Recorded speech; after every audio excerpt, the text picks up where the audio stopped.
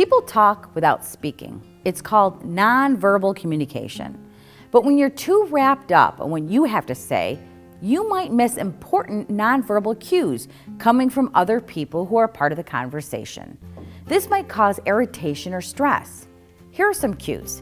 Shifting of feet or long, deep breaths could indicate someone is having thoughts that might be important. It's like knowing when your kid has to use the bathroom, they start doing that potty dance. Get to know those in your circles well enough to read their nonverbal cues. It is important. It's a sign of respect and consideration. Your friends and family will feel valued, and you can get to know them better. This will ultimately improve your relationships. I have a client who likes to take really long pauses when he's thinking. I thought at first he struggled with the right words or thoughts, and I would finish his sentences, but I was wrong and found out after a few awkward encounters he likes to pause and think, sometimes for a while. Once I figured that out, our meetings were much more productive.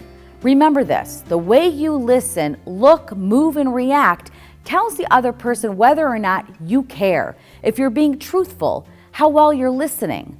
When your nonverbal signals match up with the words you're saying, they increase trust, clarity, and rapport. And when they don't, they generate tension, mistrust, and confusion. We've always heard about how important it is to look someone in the eyes, of course without staring, that would just be creepy. We know that when you shake a person's hands with a strong and confident stance, it sends a message of being confident and strong. Always be cognizant of not just how you're speaking non-verbally, but how others are speaking as well. I can always tell when someone has become uninterested in what I had to say.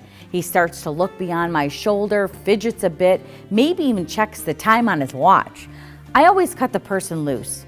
I don't want to waste his time any more than I want my time wasted. Nonverbal communication is communication that is expressed in the body language, the expressions on a person's face, the gestures, the way a person carries himself.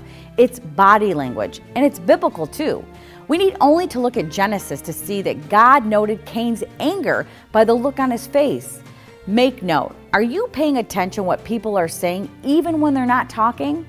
This has been a Christ-Centered Communication Message. I'm Vanessa Denha Garmo, a communications evangelist.